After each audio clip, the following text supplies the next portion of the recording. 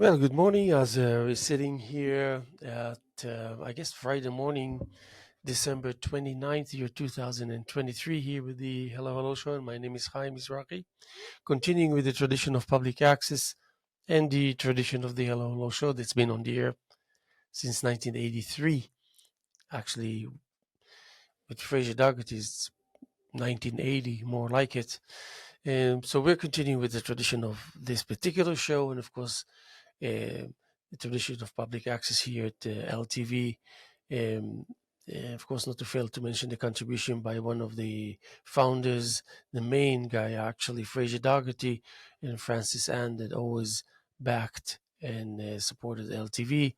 And of course, a bunch of you, most of you out there that doing your best and to enhance and fortify that concept, even actually sometimes unknowingly and indirectly, but still nevertheless a part of this effort. And throughout the country, you can see entities like LTV. We happen to have a great station here because a lot of serious people were selfless and still are, and working very hard to maintain and to contribute on daily basis to this concept. And lucky for us, as we're having this stage available, and by the way, this stage is not exclusive to one or another, it's just there. So you have to claim it if you have any desire to kind of find yourself in the midst of that creative process. Um, so there you go. So that's what how I see it and how I channel it every day with the kind of effort that's taking place involving that kind of even if you're selfless, you realize at some point, oh my god, that's hard work. So selfless or not, I need to get ready, I need to be ready, sharpen on your skills. And um, so I wanted to maybe try and call Steve Leclerc from the Leclerc Gallery in Montauk and see how we can yeah, actually that would be great right there, like that, and see if we can do that.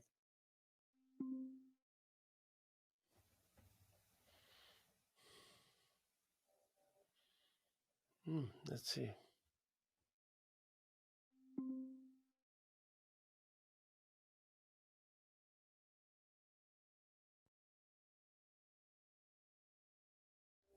Yeah, so that would be like that, and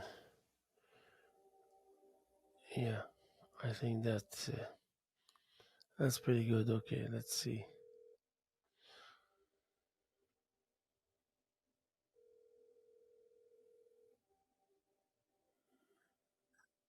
Hello, hello. Hey, how are you? Very good. Hard at work. So you are actually on the air. Just want to make sure. Wait 1 second. Fabulous. Hello, everyone. Oh yes. So now I'm just kind of adjusting my funny-looking headphones. It look like it looks like headphones from 1959 or something. But anyway, yeah, I wanted to take this opportunity to have you on the air to give us the ins and outs of, because for some reason I have a feeling that you're actually changing the not only the scene by adding to the scene, but also just by way of your work style and level of dedication and all the good stuff that you're producing on monthly basis, while you're actually taking down a show every 3 weeks and right away putting one for another 3 weeks. So that takes hard work and guts and vision, and we like to hear about all these things. So how are you doing?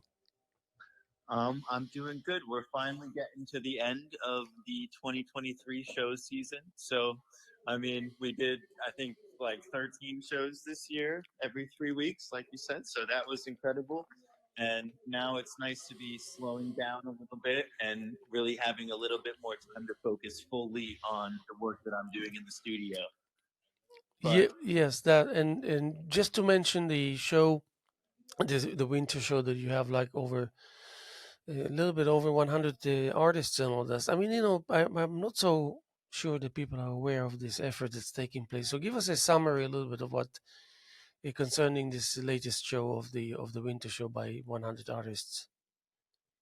So this was just I mean, this was a pet project of mine. I really wanted to do like a big community show, as many people as I could fit in the gallery. So, I mean, like, this has been in progress all year with me just going out to different events and talking to as many artists as I can. And then, so yeah, the invite probably went out to like 125 people. And then, I mean, from there, it was just like waiting for everyone to come and drop off the work. And I ended up with exactly 100 artists plus me. And then, everything's different sizes, different themes. So that's quite a lot to take on for an installation if you want to install it as one cohesive show. Um, but I just one piece at a time, and I worked salon style, so everything was nice, even spacing, and I went for symmetrical configurations where I could. Yeah, And yeah, I and think the actual show came out to be not overwhelming at all. I think when you walk in, it doesn't necessarily feel like 100 artists. It just feels like a full gallery.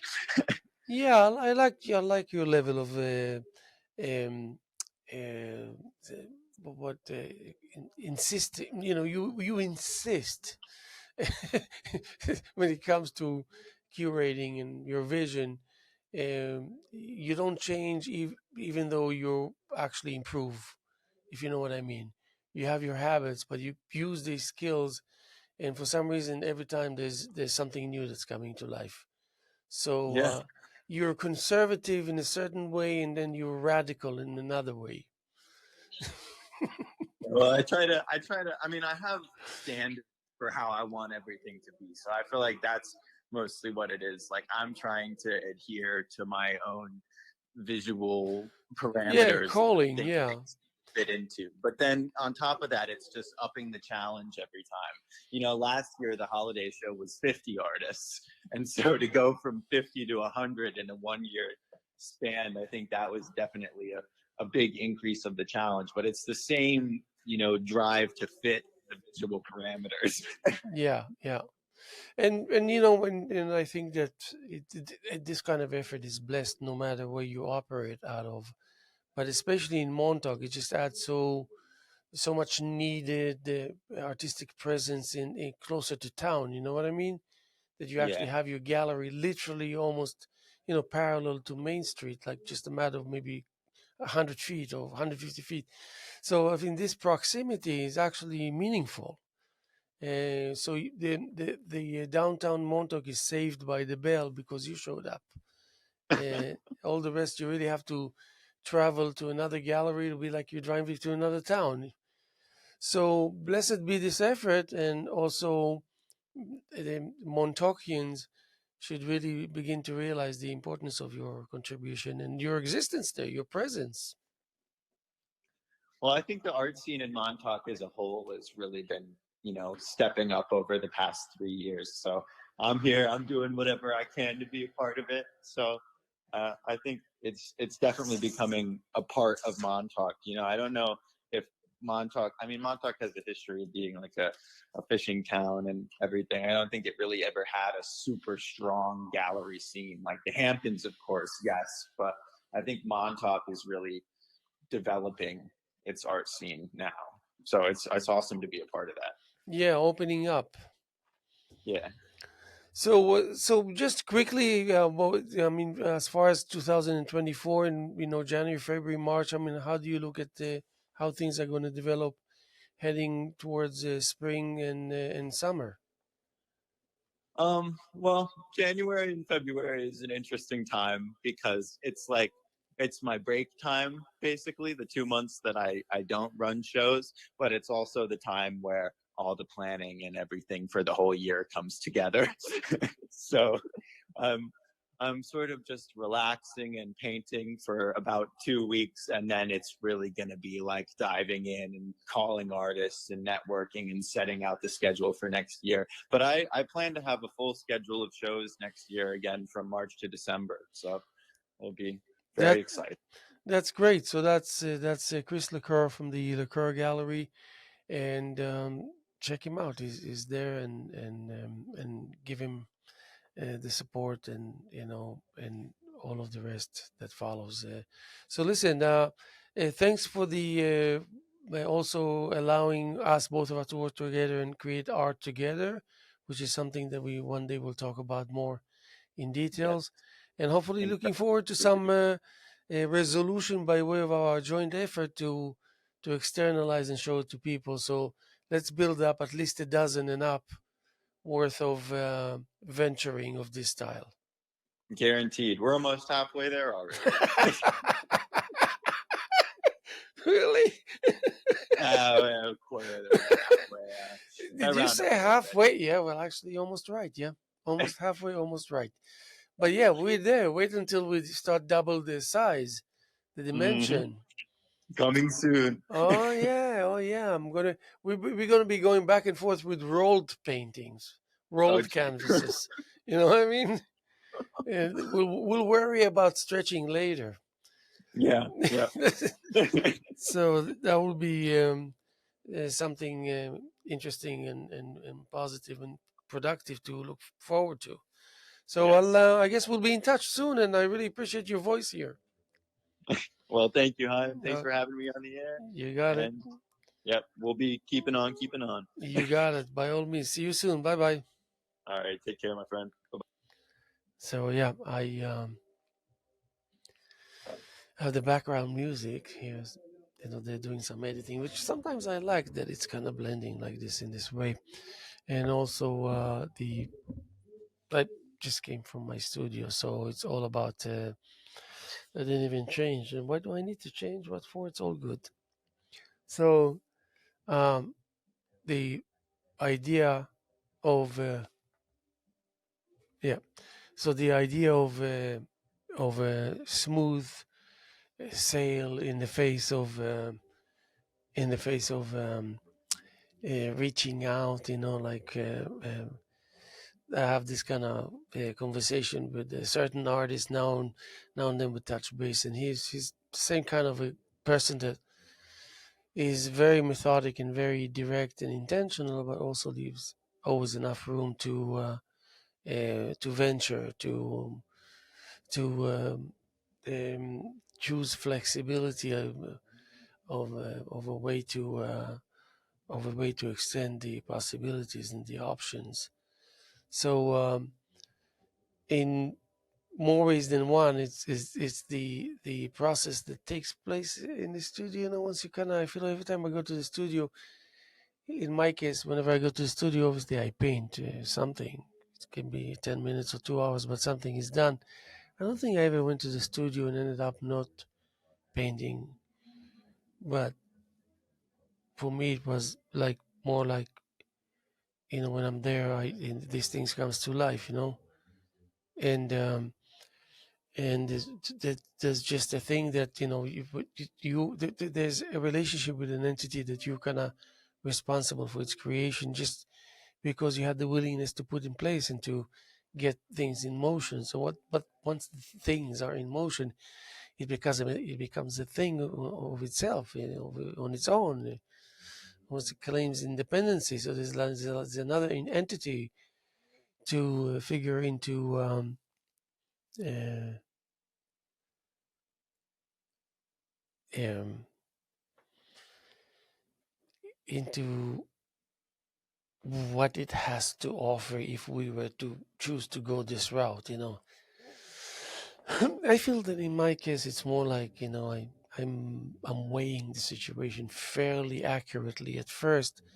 So my decisions usually, even if they're like the wrong decisions, I'm still staying afloat because my work ethics is compensating for that, for some mistakes, because it balancing things out and contributing important ingredients into a process that doesn't need really much to keep on going.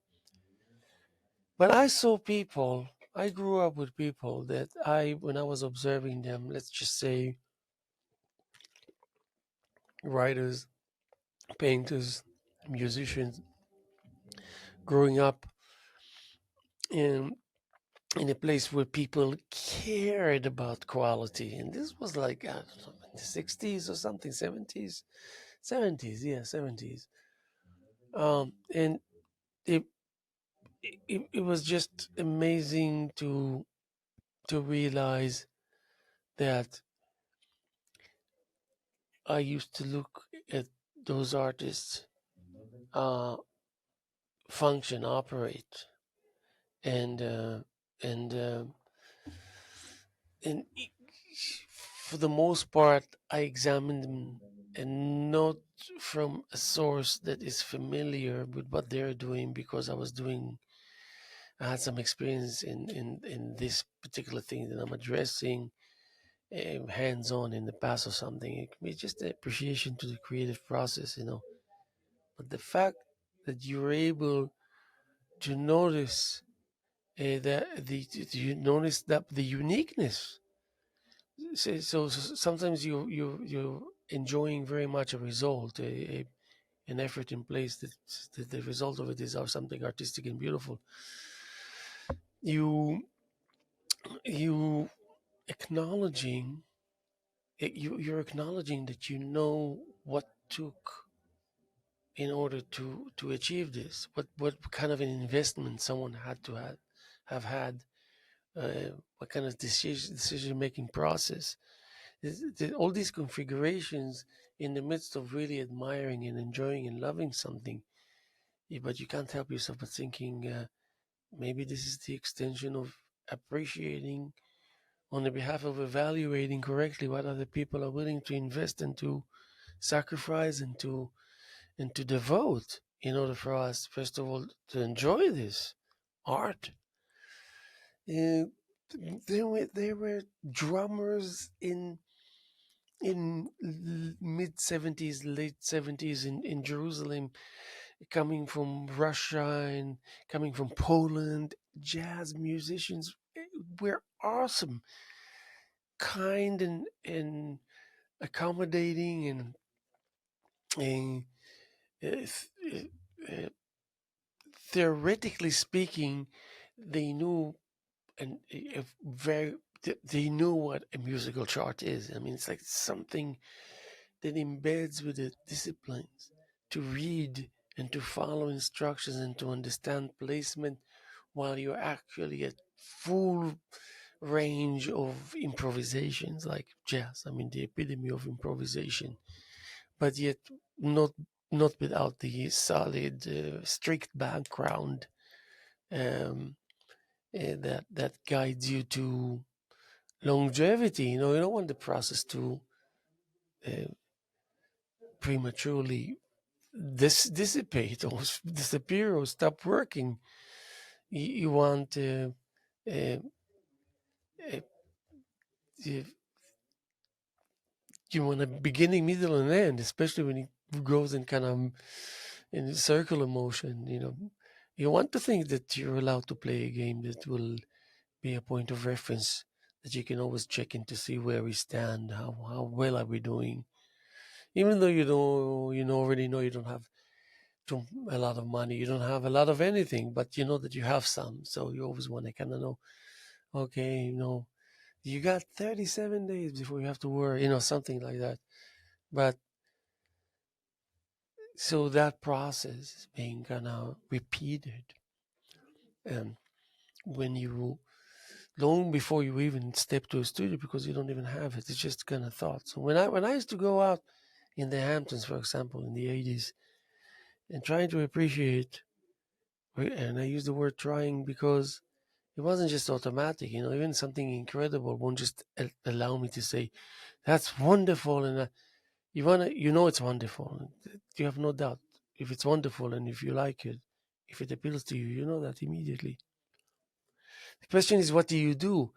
So for me, it was more like getting, acquainted with that which I admire or enjoy, but I still don't know much of its nature.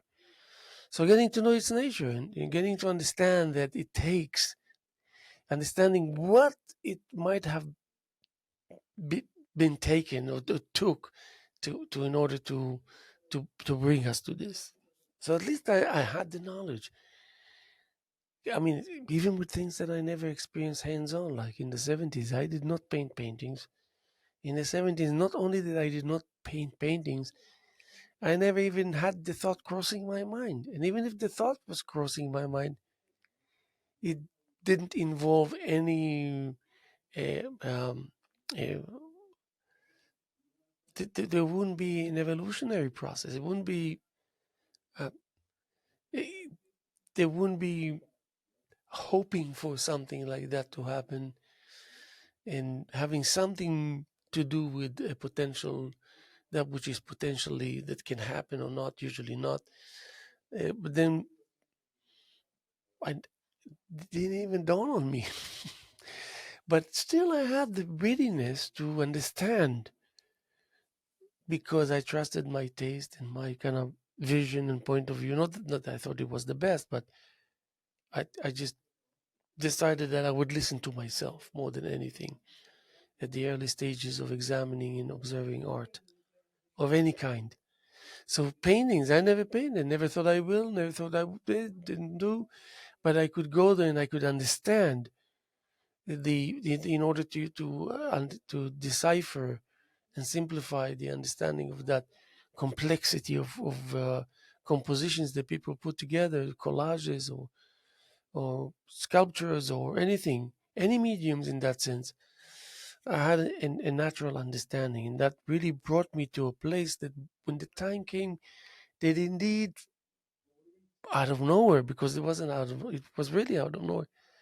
I'm finding myself in the midst of a storm, and that storm was finding myself a little crazed for a short period of time with canvases and things and paint and then all these things, and it was a couple of months, and then I'm like suddenly I'm realizing that I'm actually painting.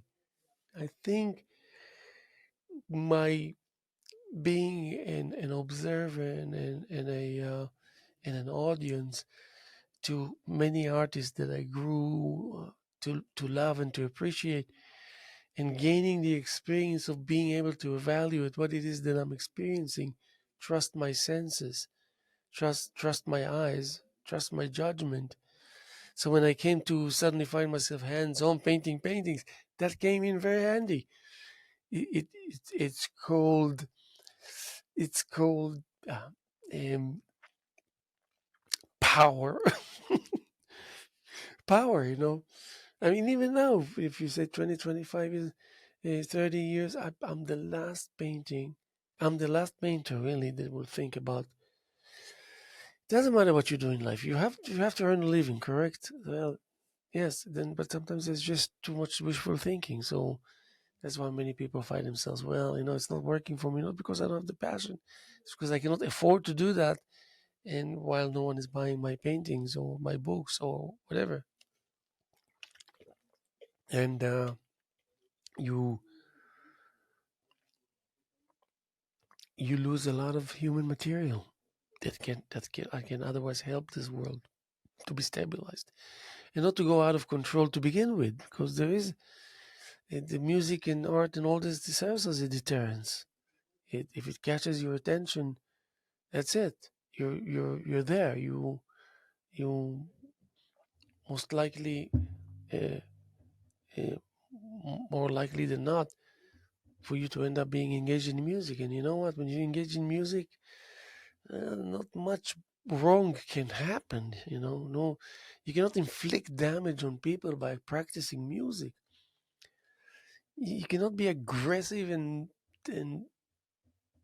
and rough with the world while you're busy writing wonderful, beautiful poetry. I mean, you could, but it's just art leads you to art, and art usually leads you to kindness and enhanced awareness towards the human condition, and mainly because you understand your own, and you say how different can it be from others, really.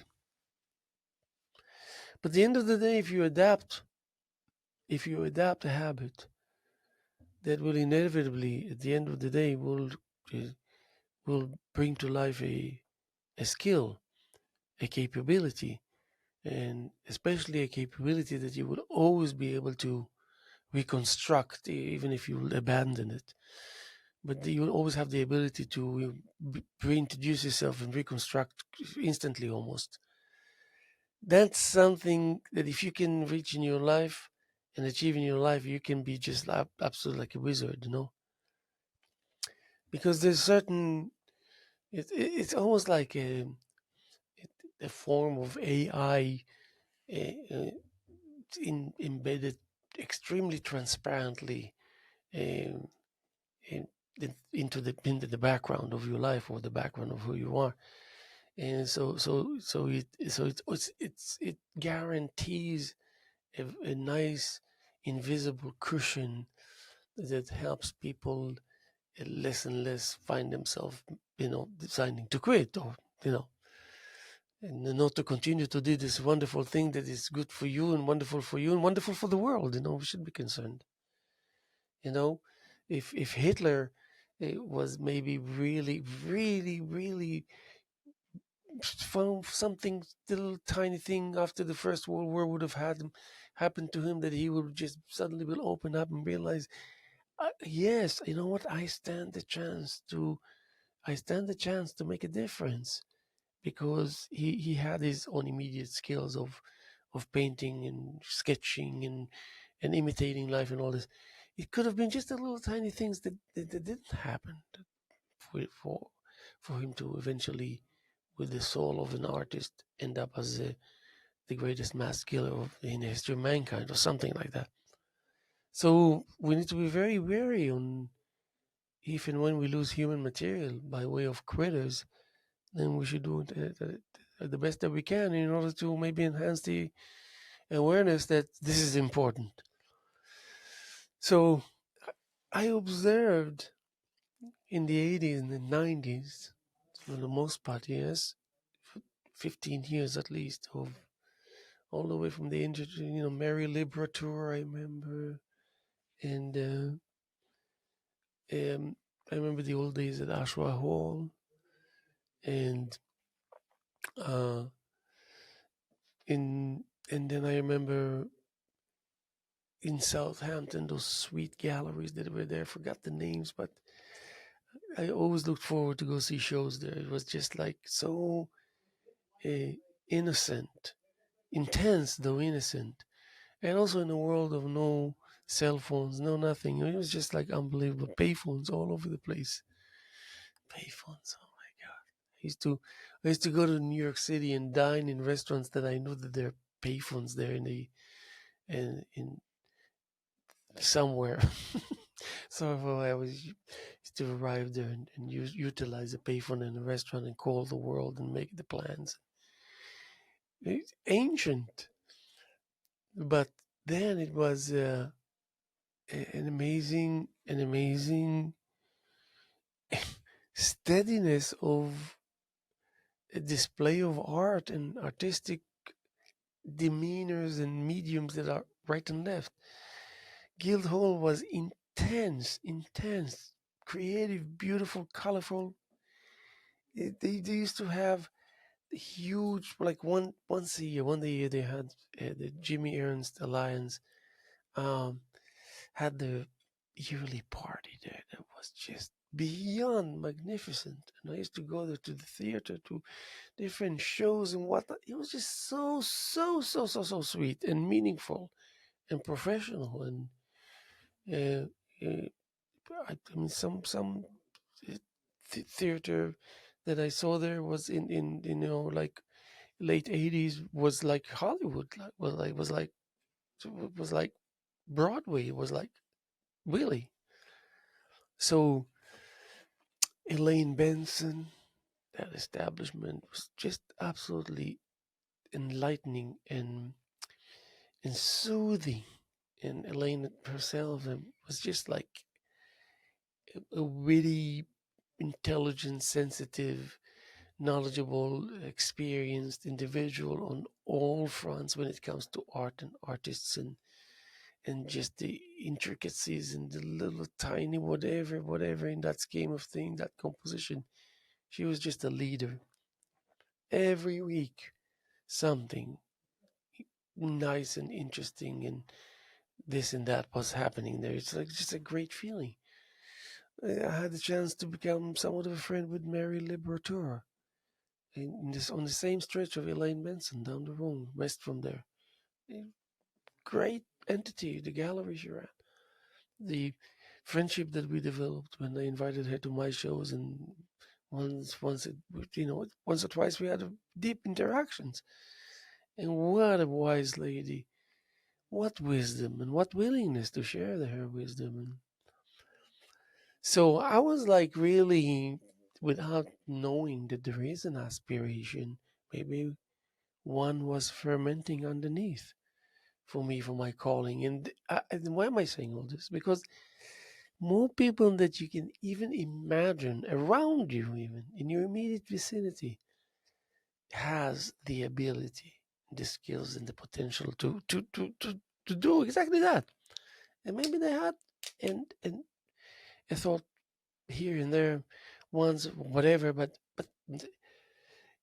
it's not that they don't believe in themselves. They didn't get themselves to the basic understanding that indeed there's something there to begin with that can spell who they really are and what it really means to be that, and that how much of it is already in place for us.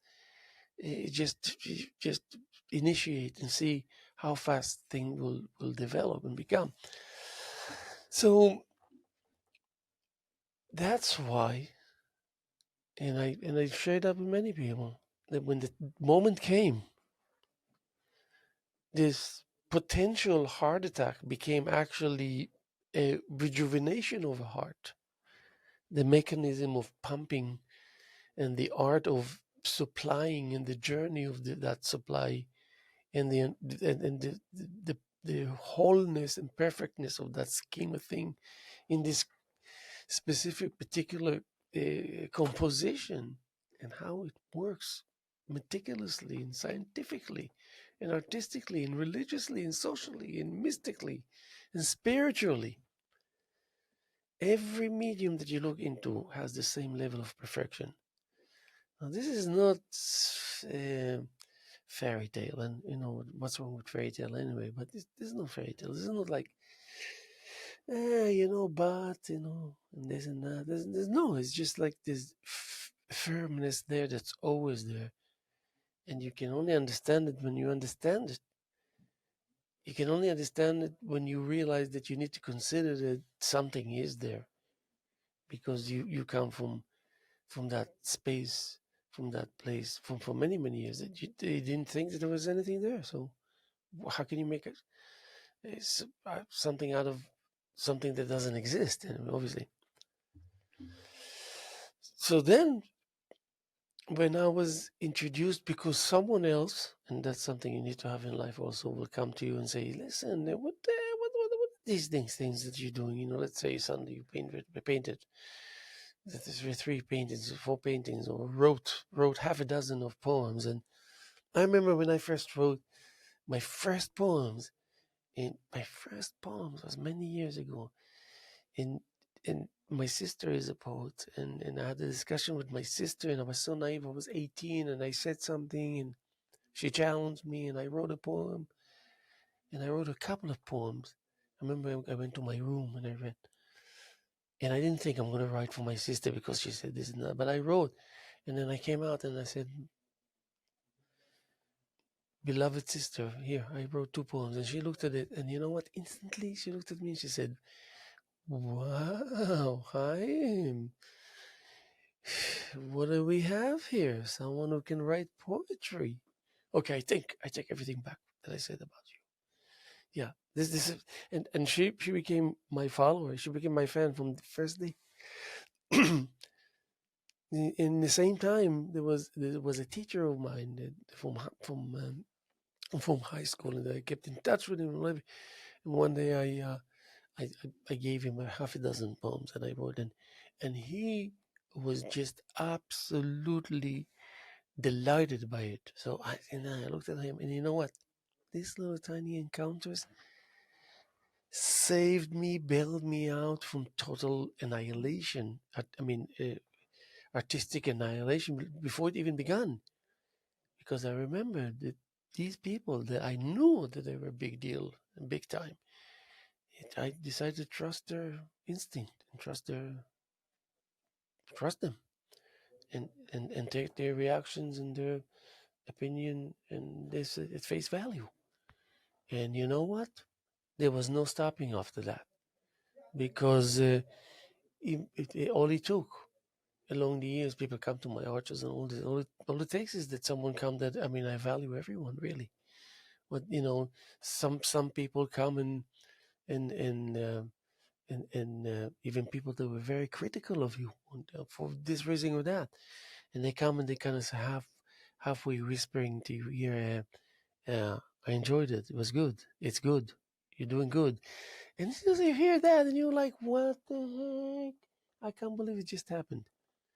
But this is how you change the world. You change the world because, I mean, something can say, I'm going to keep on working like this. In the next 10 years, I might be able to sell my paintings for $500,000 a painting.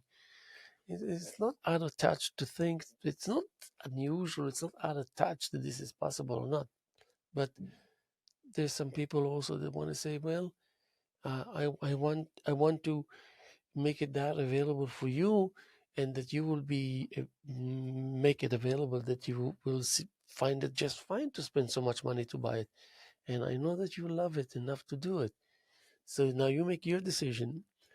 So this kind of technical process of survival, and the skills surrounding it, and and those intricate whatever it is that takes place that suddenly guides you and becomes the background of your young early efforts in realizing that I'm an artist, already am, becoming. It will most definitely, for surely, will be hanging in there for a while to come. So this is a proof that the world can be saved from all the whatever it is that you want to mention or not, that you can mention or not. Like today, if you have a conversation with someone, they already talk immediately about this, the world, the world, the world, the world. Like what is it? What is the world? Leave the world alone. The here and now, as it serves the replica of the world and the human race and the attitude and the point of reference, the demeanor, the psychological aspects, all these. It's a package, and we have the package at our disposal. And if we don't understand something, it's probably because we didn't make it our business to pay attention and to figure out and read the literature and try and make sense of it and enrich yourself and educate yourself and whatnot. So I say all that because when you actually find yourself going through a process like this, and you realize that at the same time there's another 3, 4, 7, 10, 11 million people around the world who are doing it, that means that those who are engaged, first of all, this number in itself has no room for up to no goodness in life. They don't plan their next robbing a bank or hurting people. No, they don't. And then just imagine the amount of people that are influenced by them just because they create incredible things. So other people are busy with admiring that and figuring how they can create that friendship, relationship where this is wonderful what you're creating, and you're saying, yes, I'm creating this. Yes, yes. And there's common grounds, and and and then you say, yes, it's worth it for me to give you what you need in order for me to take this and have it at my disposal and enjoy it until the day I die. If once you find yourself engaged, getting busy, dealing and wheeling and wheeling and dealing with these things, that's what your life is going to be all about. And like, believe me, you can only wish for a wonderful life like this, surrounded by art. And this is no make believe. All this art was created by real people and observed by real people and bought and sold by just regular real people. That's it. That's all there is to it. So that level of admitting that indeed you understand what it's all about. It's not like you understand, but maybe down the road, you will things will change. There's no subject to change here in terms of the initial structure. the rules of the game. You can only add if at all you get that spatial out of this world permission, and then you find yourself pleasantly there. Pretty powerful, but tend not to use those powers. You don't, not to put it to test or to, you know what I mean? Just like you don't want to, already everything you need to know about it. You, you don't need to fire into the thin air and make sure over and over again that indeed that's the real deal. Let's see what we have here.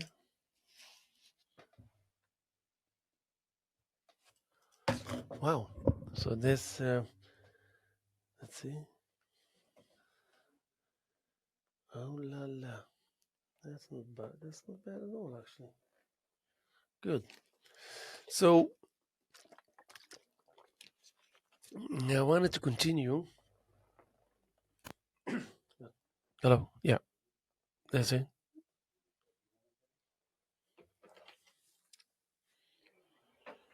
Okay, that's good. That's good. Because I wanted to go in and do just a little bit of that speaking. We got about 15 minutes, so the relationship between the me and I and me, and what is the positioning, what is the rationale, who's stating, who's reacting, who's adapting and reacting and then stating, and what's this commonality of the two elements that reside within one entity. Um, so I um, managed to, I guess, to bring to life a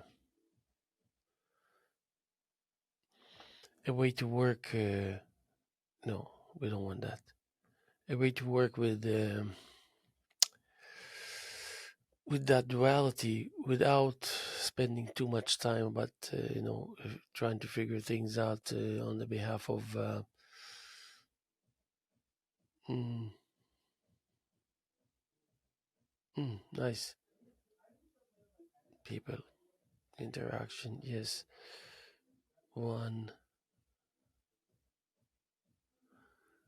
Oh yes, baby. So let's just do it this way. Let's see. Oh, that's oh, not bad. Okay, here we go. Very good.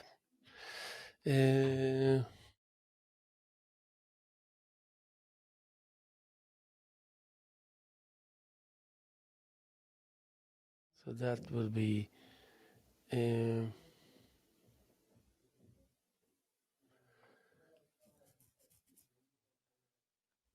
okay. So here, let's see what it's going to.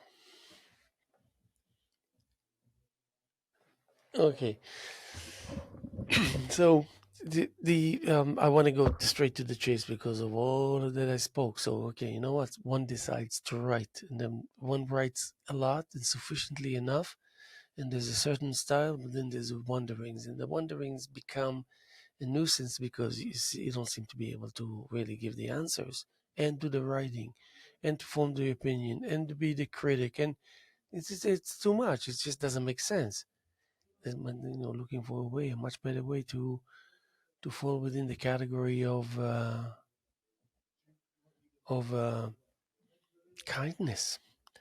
So it's the raindrops. Um, of course, I need this. Let's see what we can do. Does that make sense? Do I look like? Okay, I think I can do that. So here, raindrops. Are they raindrops? Yes. Raindrops, ceilings over drip magic as you center yourself over and over the recollection of personal cryouts. A dream unfolds and reaches is spearheading, aim as the eye brightens with glimmer, and no room for rolling back takes place. I knew instantly. A false alarm twinkled and bred a path to panic, and you knew better. And the horizon spoke well over the hence and therefore, coming from the fence appearance of evil, penetrating a route to strategize, blink, blink, vaporizing, and after all, sing along to the halo of glamour. This time it's yours. And grassroots shoots a mind over matter story. Hmm. So, and then of course you wonder, like, where is it coming from? Okay, I can spend an hour with you here on this meaningful, stupid, smart, pathetic, challenging thing of what the heck. So if you insist to understand all this, there's a whole avenue there that can keep you busy for months and be creative in the medium that you choose to be to no end. And then, of course, other mediums will come into the equation because you're involved in more than one medium. So these words, they are, what do they do? They paint a vivid introspective journey, almost like a poetic reflection on resilience in the midst of uncertainty. There's a sense of finding strength, those strengths in moments of doubt, overcoming obstacles and embracing personal growth. The imagery of raindrops, dreams folding, and the idea of not retreating resonate with the theme of perseverance and self discovery. The interplay between vulnerability and empowerment seems to be a central theme in this evocative expression. So, so you kind of know what it really means, but in the same token, it's not. It's not really about wondering about this thing any longer. It's yeah. This one is. I'm just trying to. Oh yes, baby. Here we go. So yeah, that's 30. Number 30. Oh boy. Really? Okay, let's see. Mm-hmm.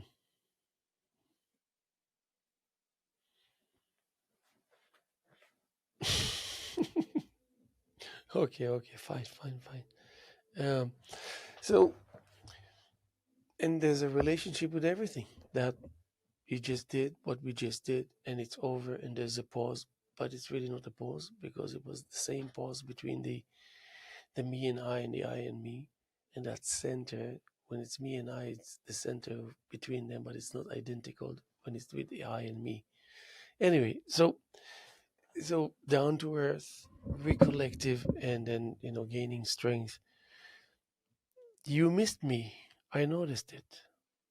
It wasn't hard to notice.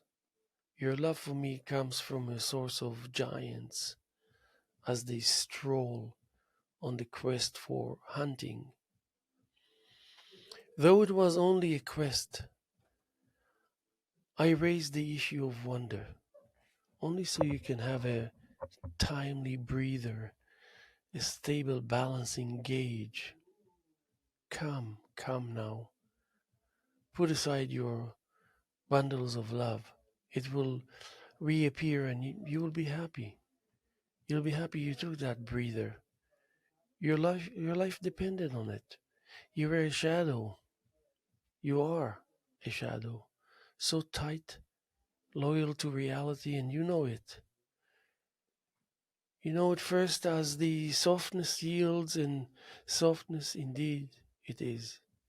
It is the soft belly of hard surfaces, the uncontrolled sex drive, even though you never had this drive within the equation of intimacy yet. Yet it was a lurking drive, a build-up of private sensations of humans in general, and it was crucial, dreaming like a beggar in a setup of testing the world. Why? Because you can, and because you are able and allowed, and noticed and deserved, and cold blooded, and cool, and calm, and sweet, out of a chain reaction taking place always, regardless, despite, after all, illuminating, aggressive, sensitive, loving, annoying, surprisingly predictable, blasting with concern, balanced as the sheet holds a string of descent, responsible for the shared love to begin with. And yet, the extensive knowledge does not seem to earn us a second chance, a shelter of momentary, urgent, needed.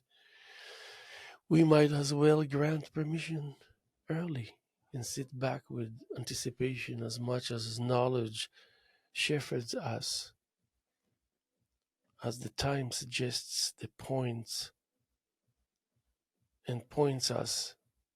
And lucky for us, we respond, we care, we want to be involved, regardless of a void lurking between the shrubs of uselessness. So, yes, this kind of down to earth nooks there and all this, but where is it coming from? What? How do you choose the beginning and just write on it like you own the world? But that's a whole discussion. Even you spell it out, you ask the big question, and then you drop some seeds, and things are going to happen. So it seems like this expression has the tendency to explore the complexity of emotions and relationships and the human experience. It delves into the depths of love, vulnerability, and the intricate dance between desire and restraint. There's a palpable sense of introspection, reflecting on the nuances of intimacy, inner desires, and the balance between passion and rationality. The intricate interplay of emotions, from love to concern, hints at the intricate nature of man and of human connections. It feels like a profound reflection on the intricate layers that make up the human psyche and the challenges and rewards of navigating relationships and self discovery. So, the thing is here, so this is interesting because, okay, I'm going to do this and I'm going to write, um, this is how I want to finish today. Uh, let's see how successful we can be here. Okay.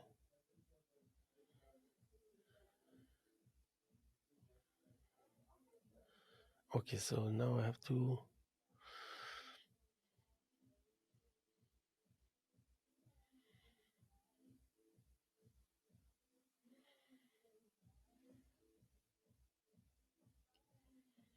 Okay, now this is a improved version of that the last piece. I noticed your absence. It wasn't hard to spot. Your love for me, immense as giants on their quest, yet it's merely a quest. I raised the wonder, hoping you'd find timely breather, a stable gauge. Set aside your bundles of love. They'll return, and you'll rejoice in that break. Your life banks on it. You were and still are a loyal shadow of reality, grasping softness amidst hard surfaces, an uncontrolled drive though unfamiliar in intimacy, builds within a vital private sensation, dreaming like a beggar testing the world, because you can, aloud, noticed, and deservedly so. A chain reaction persists, illuminating sensible, loving, and occasionally irksome, surprisingly predictable, balanced concern, like descent in the sheet, originating the shared love, yet, yet lacking a second chance. Extensive knowledge falls to grant a shelter, yet we might permit only anticipating knowledge's guidance. Time shepherds us. Unfortunately, we respond and we care. We seek involvement despite lurking voids. Yeah. Uh,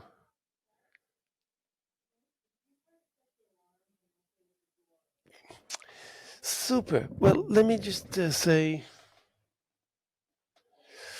that it is early afternoon on Friday, December 29th, year 2023, here at the Hello Hello Show. We're concluding another week, entering into the New Year's zone. Wanted to wish you Happy New Year. Keep up the good spirits. Let's hope for a good year. Let's hope for a good year, because this was a good year also. But you know what I mean. If you just think about that which is artistic that I mentioned a million times, long live art and that which it brings with it, and the way it makes us feel. We're going to be here tomorrow as much as we were here yesterday, and as much as we're here this wonderful early afternoon of Thursday, December 29th, year 2023, here from LTV, the Halal Show. My name is Haim Mizrahi, and make it your business to check us out here with the group art shows. Josh Dayton, Steve Lotion, and myself. Opening reception January 6th, 4 to 6:30. More information will come your way. God bless. Keep up the good spirits.